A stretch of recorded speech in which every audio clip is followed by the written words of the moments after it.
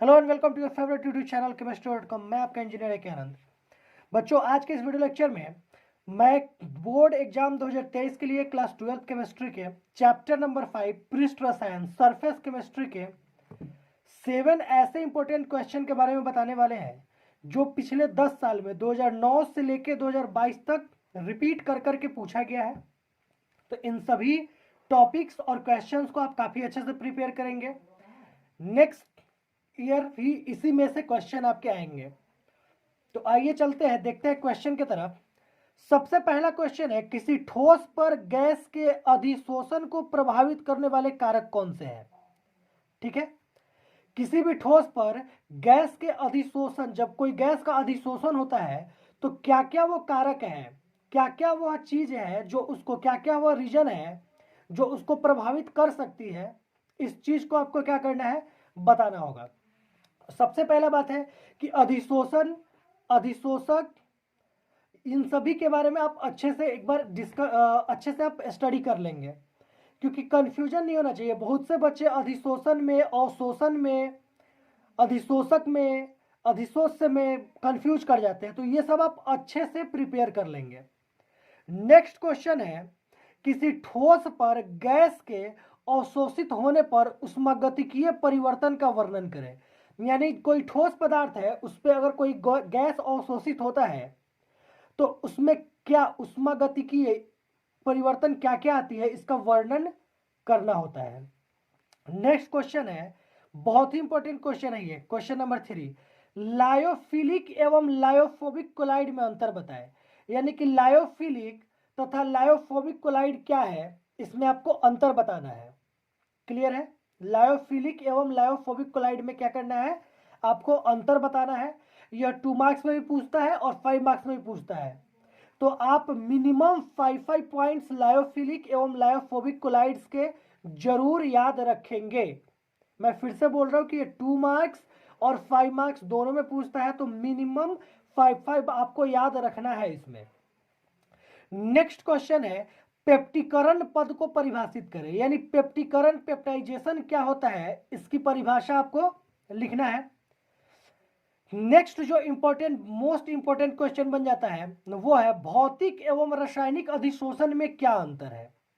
यानी कि भौतिक अधिशोषण तथा रासायनिक अधिशोषण क्या होता है, इसको आपको याद रखना है। यह भी क्वेश्चन आपको 2 मार्क्स और 5 मार्क्स दोनों में पूछा जाता है।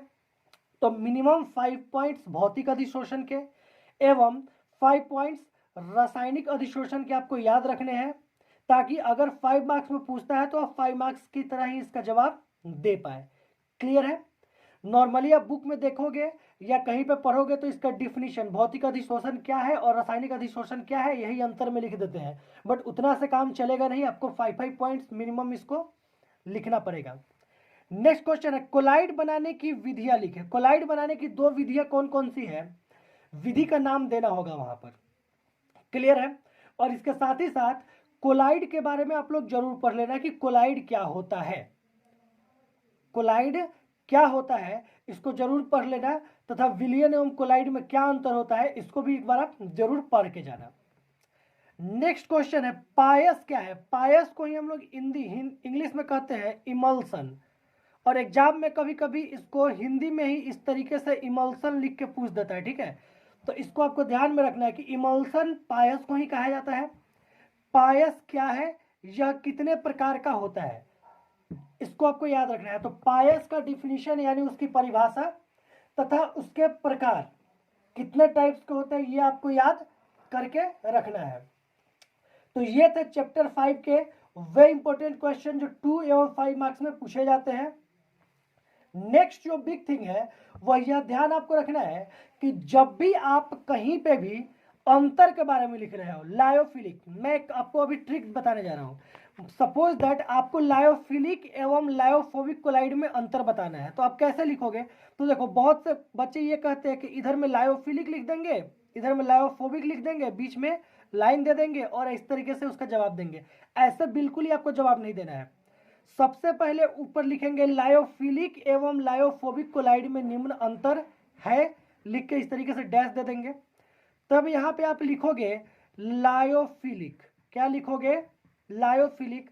अंडरलाइन करके डैश दे देना और नीचे में स्टार देके पहला पॉइंट, फिर स्टार देके दूसरा पॉइंट, स्टार देके तीसरा पॉइंट, स्टार देके चौथा पॉइंट, स्टार देके पांचवा पॉइंट।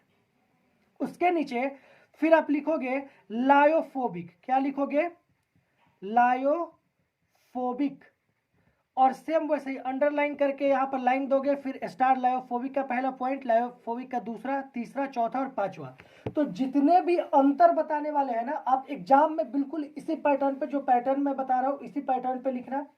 दूसरा, भौतिक और रासायनिक अधिशोषण, सेम वही, पहले भौतिक एवं रासायनिक अधिशोषण में निम्न अंतर है, फिर भौतिक अधिशोषण लिख के उसके पॉइंट्स, फिर रासायनिक अधिशोषण लिख के उसके पॉइंट्स। इस तरीके से बेहतर मार्क्स मिलेंगे और जब आप लिखेंगे बहुत ही अच्छा और स्पष्ट दिखेगा भी। क्लियर है? तो आप अच्छे से इन सभी क्वेश्चन का प्रिपरेशन करो। नेक्स्ट वीडियो कल फिर इसी समय चैप्टर नंबर 6 के वीडियो के साथ बहुत जल्द आपसे मिलेंगे। Till then have a good day, all the best.